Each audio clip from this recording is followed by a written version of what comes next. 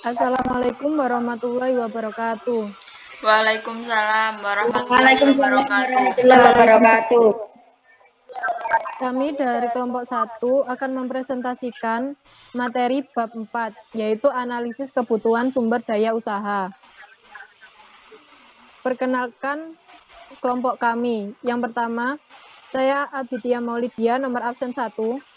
Saya Alvina Darmayanti, nomor absen 2. Saya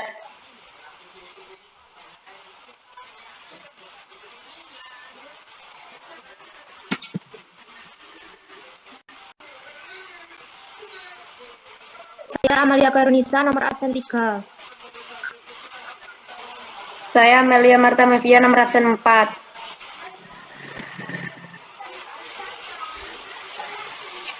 Berikut penjelasan dari kelompok kami. Yang pertama akan dijelaskan oleh absen 4, yaitu Amelia Marta Mevia. A. Pengelolaan sumber daya usaha. 1. Pengelolaan sumber daya usaha dan manajemen. Kegiatan pengelolaan sumber daya usaha berkaitan dengan disiplin ilmu manajemen.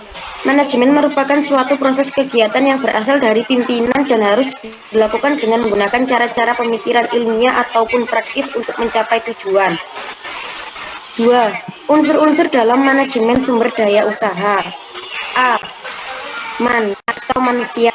Manusia adalah orang yang melakukan dan menggerakkan berbagai proses untuk mencapai tujuan dari organisasi atau perusahaan. Serta mendaya gunakan sumber daya lainnya.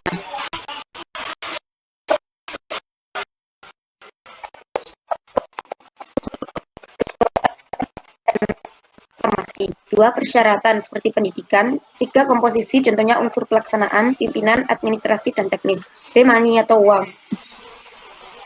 Uang adalah salah satu unsur penting dalam mencapai tujuan selain manusia yang menjadi unsur penting dan faktor-faktor lainnya. Di dunia modern, uang adalah faktor penting karena dijadikan sebagai alat tukar dan alat pengukur nilai suatu usaha. 3. Mekanik atau mesin. Dalam setiap kegiatan usaha, mesin memiliki peran sebagai alat pembantu kerja. Mesin mampu meringankan dan mempermudah dalam pelaksanaan pekerjaan. D. Metode atau metode. Cara, penggerakan, dan pengawasan adalah suatu unsur yang ada dalam pengelolaan sumber daya. E. Materi atau bahan. Manusia tanpa materi atau bahan tidak akan mampu mencapai tujuan yang dikehendakinya.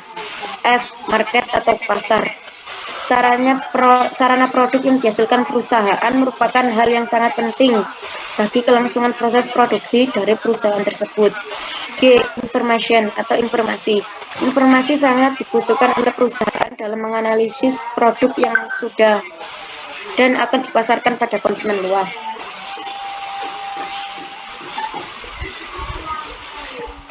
Yang ketiga, yaitu pengembangan sumber daya manusia dalam bisnis retail.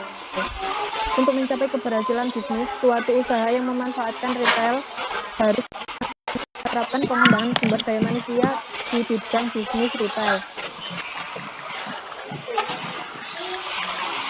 Tahap-tahap yang perlu dilakukan oleh setiap organisasi dalam membentuk kepribadian karyawan yang siap berjuang dalam mencapai tujuan perusahaan adalah sebagai berikut. 1. Memberikan pelatihan. Yang kedua, penerapan atau implementasi. Yang ketiga, evaluasi.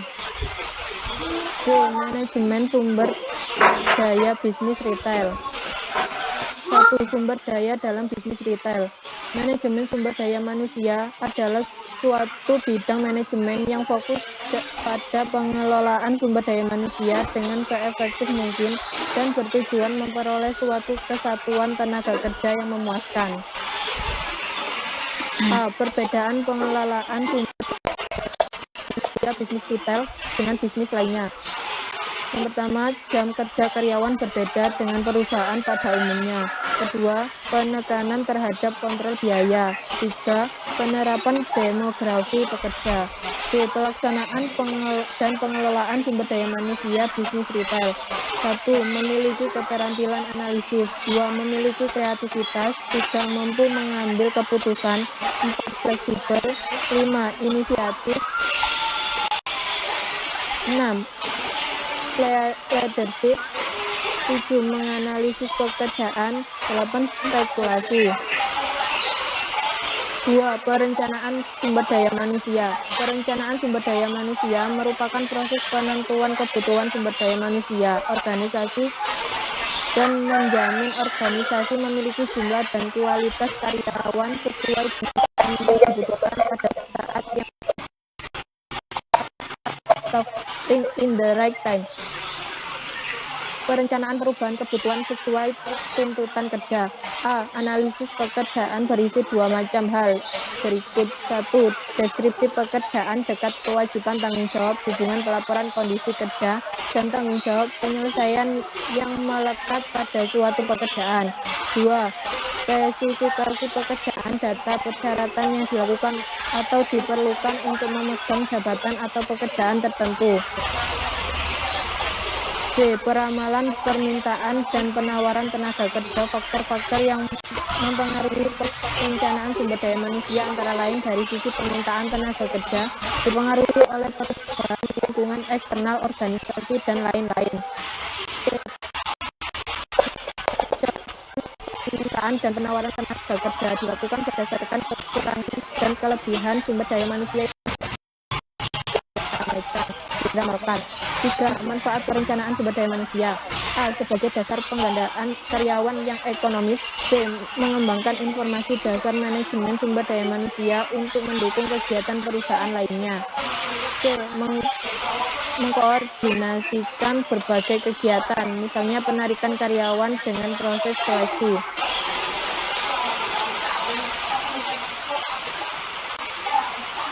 Tahap-tahap analisis pekerjaan. 1. Mempelajari organisasi. 2. Menentukan pekerjaan yang akan dianalisis. 3. Membuat kuesioner analisis pekerjaan. 5. Fungsi penarikan dan seleksi karyawan. Penarikan merupakan proses pencarian dan memikat calon tenaga kerja yang mampu melamar sebagai calon pelamar dengan kualitas terbaik. A. Dari dalam organisasi, menyediakan kebutuhan karyawan dengan cara promosi jabatan, pertukaran pekerjaan antara karyawan, dan sebagainya. Keuntungan pemenuhan kebutuhan karyawan dari dalam organisasi itu. B. Dari luar organisasi, menyediakan kebutuhan karyawan dengan mencari orang dari luar sesuai dengan yang dibutuhkan. Kelebihan pemenuhan karyawan dari luar. 6. Fungsi pelatihan dan pengembangan SDM merupakan suatu aktivitas untuk mendidik karyawan tentang bagaimana melaksanakan suatu pekerjaan. 2 kategori utama pelatihan, yaitu pelatihan yang memiliki tahap-tahap mulai dari menilai kebutuhan organisasi, merumuskan tujuan program, isi program, prinsip-prinsip pembelajaran, serta mendesain lingkungan pembelajaran.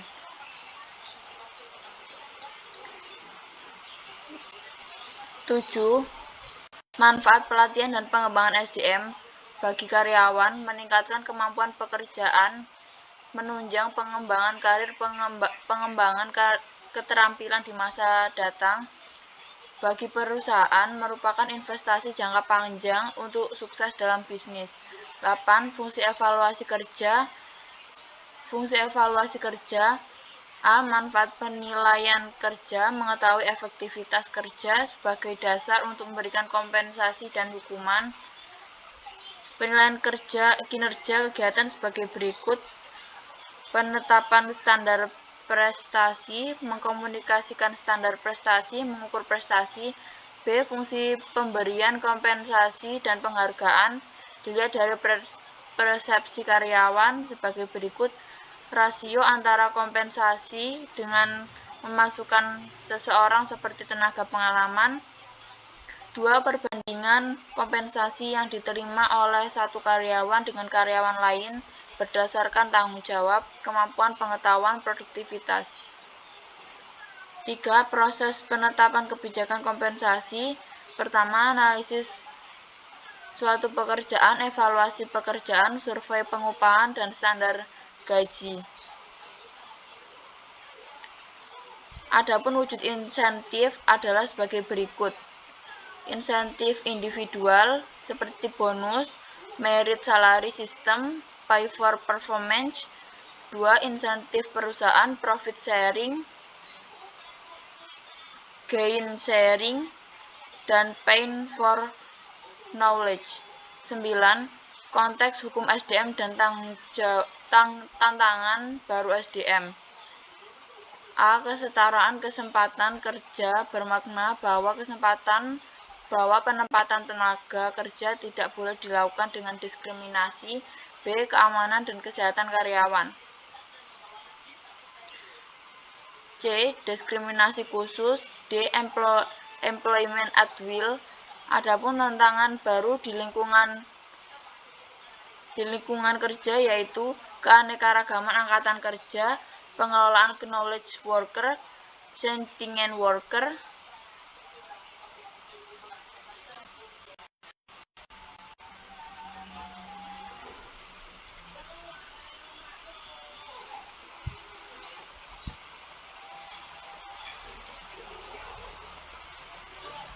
Sepuluh, serikat buruh dan kolektif dan bargaining. Jika setelah serangkaian proses kolektif bargaining ternyata pihak manajemen dan pekerja gagal menyepakati kontrak baru ataupun kontrak untuk menggantikan kesepakatan.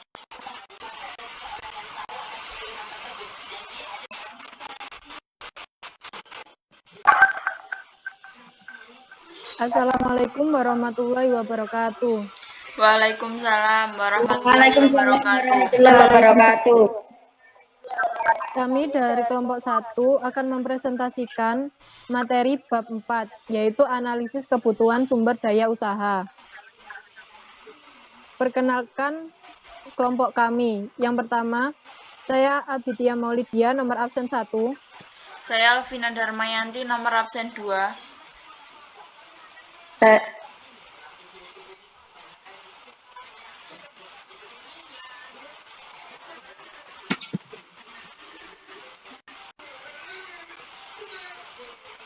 Saya Amalia Perunisa, nomor absen 3. Saya Amelia Marta Mevia, nomor absen 4.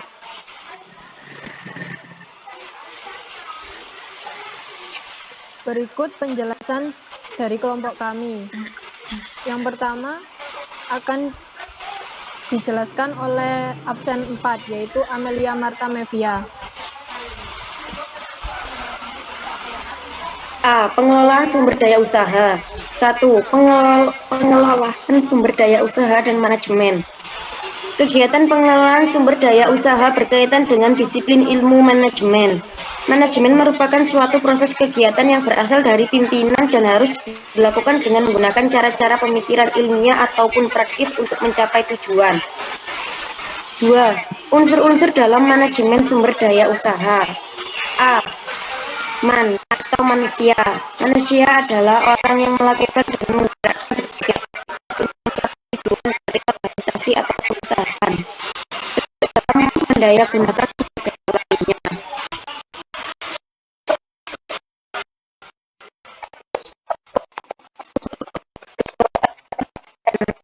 Informasi. 2. Persyaratan seperti pendidikan. 3. Komposisi, contohnya unsur pelaksanaan, pimpinan, administrasi, dan teknis. B. Money atau uang. Uang adalah salah satu unsur penting dalam mencapai tujuan selain manusia yang menjadi unsur penting dan faktor-faktor lainnya.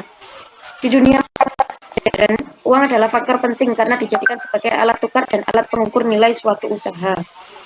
3. Mekanik atau mesin. Dalam setiap kegiatan usaha, mesin memiliki peran sebagai alat pembantu kerja. Mesin mampu meringankan dan mempermudah dalam pelaksanaan pekerjaan. D. Methods atau metode. cara penggerakan dan pengawasan adalah suatu unsur yang ada dalam pengelolaan sumber daya.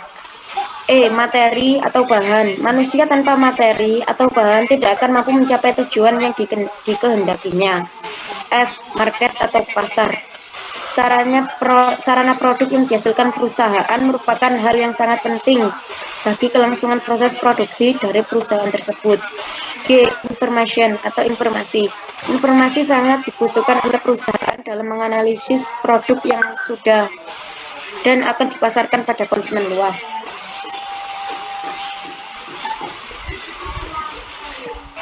Yang ketiga, yaitu pengembangan sumber daya manusia dalam bisnis retail.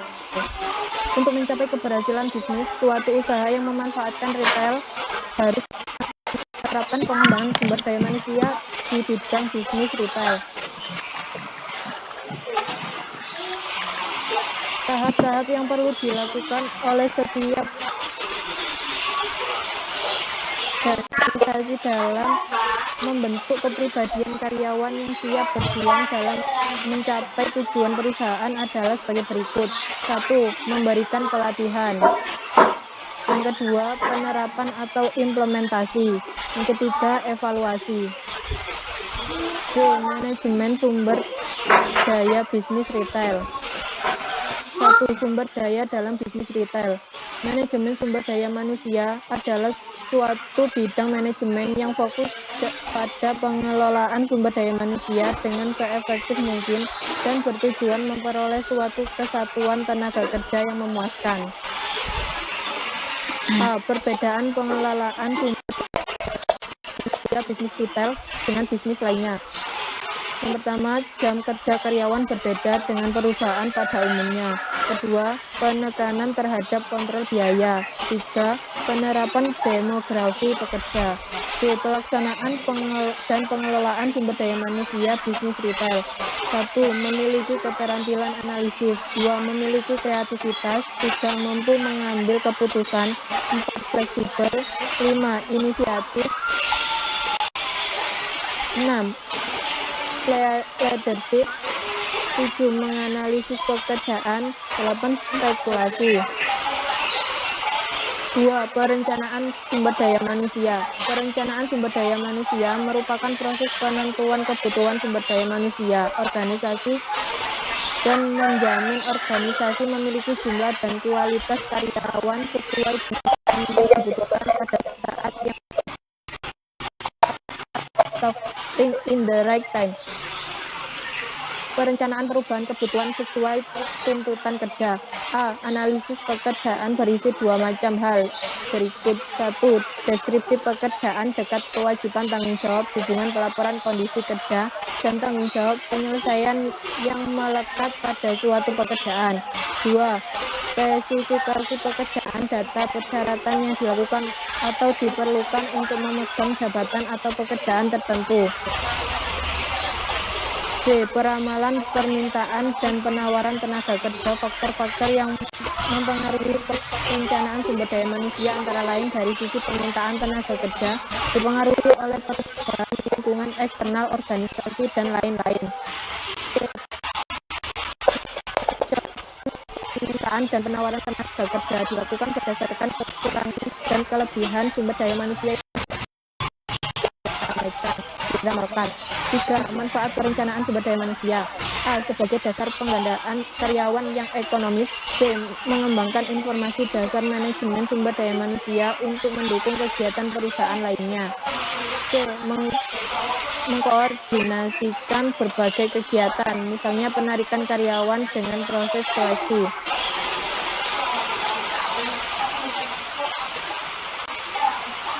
Tahap-tahap analisis pekerjaan. 1. Mempelajari organisasi. 2. Menentukan pekerjaan yang akan dianalisis. 3. Membuat kuesioner analisis pekerjaan. 5. Fungsi penarikan dan seleksi karyawan. Penarikan merupakan proses pencarian dan memikat calon tenaga kerja yang mampu melamar sebagai calon pelamar dengan kualitas terbaik. Dari dalam organisasi menyediakan kebutuhan karyawan dengan cara promosi jabatan, pertukaran pekerjaan antara karyawan, dan sebagainya. keuntungan pemenuhan kebutuhan karyawan dari dalam organisasi itu. B. Dari luar organisasi, menyediakan kebutuhan karyawan dengan mencari orang dari luar sesuai dengan yang dibutuhkan, kelebihan pemenuhan karyawan dari luar.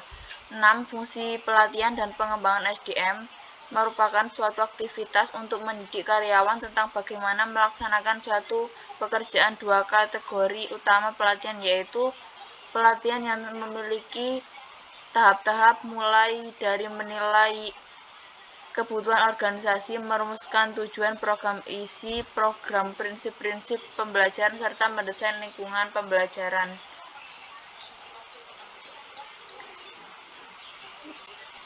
7. Manfaat pelatihan dan pengembangan SDM bagi karyawan, meningkatkan kemampuan pekerjaan, menunjang pengembangan karir, pengembangan keterampilan di masa datang. Bagi perusahaan, merupakan investasi jangka panjang untuk sukses dalam bisnis. 8. Fungsi evaluasi kerja. Fungsi evaluasi kerja. A. Manfaat penilaian kerja, mengetahui efektivitas kerja sebagai dasar untuk memberikan kompensasi dan hukuman. Penilaian kinerja kegiatan sebagai berikut. Penetapan standar prestasi, mengkomunikasikan standar prestasi, mengukur prestasi. B. Fungsi pemberian kompensasi dan penghargaan dilihat dari persepsi karyawan sebagai berikut. Rasio antara kompensasi dengan memasukkan seseorang seperti tenaga pengalaman. 2. Perbandingan kompensasi yang diterima oleh satu karyawan dengan karyawan lain berdasarkan tanggung jawab, kemampuan, pengetahuan, produktivitas. 3. Proses penetapan kebijakan kompensasi. Pertama, analisis suatu pekerjaan, evaluasi pekerjaan, survei pengupahan, dan standar gaji. Adapun wujud insentif adalah sebagai berikut. Insentif individual seperti bonus, merit salary system, pay for performance. 2. Insentif perusahaan, profit sharing, gain sharing, dan pain for knowledge. 9. Konteks hukum SDM dan tantangan baru SDM. A. Kesetaraan kesempatan kerja bermakna bahwa penempatan tenaga kerja tidak boleh dilakukan dengan diskriminasi. B. Keamanan dan kesehatan karyawan. C. Diskriminasi khusus. D. Employment at will. Adapun tantangan baru di lingkungan kerja yaitu keanekaragaman angkatan kerja, pengelolaan knowledge worker, sentient worker.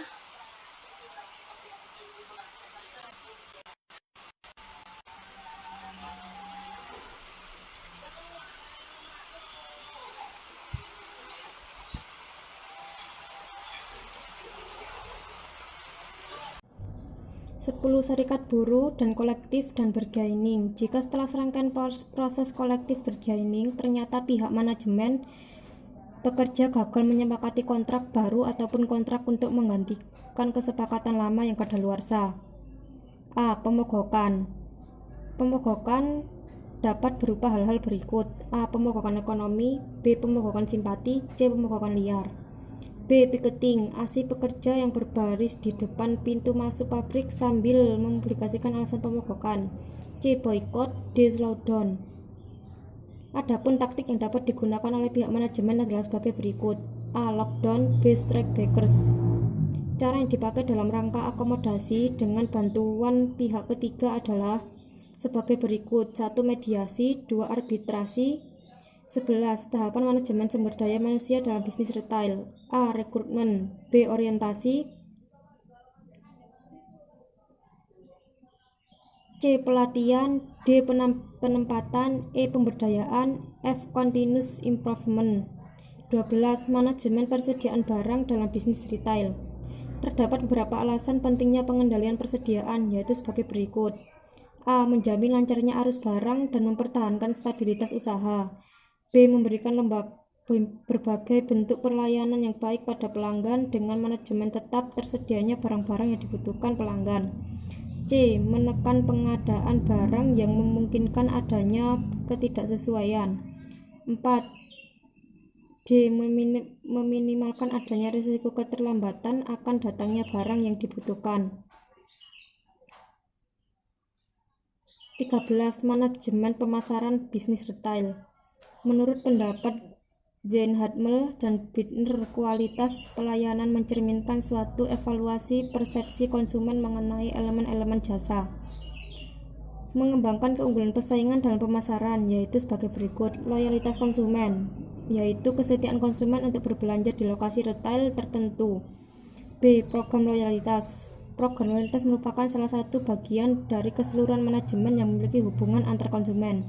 C. Lokasi, yaitu faktor paling utama dalam pemilihan konsumen.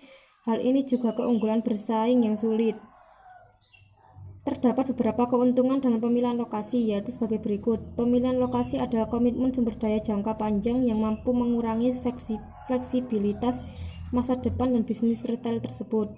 2. Lokasi akan memberi pengaruh dalam pertumbuhan bisnis retail di masa mendatang.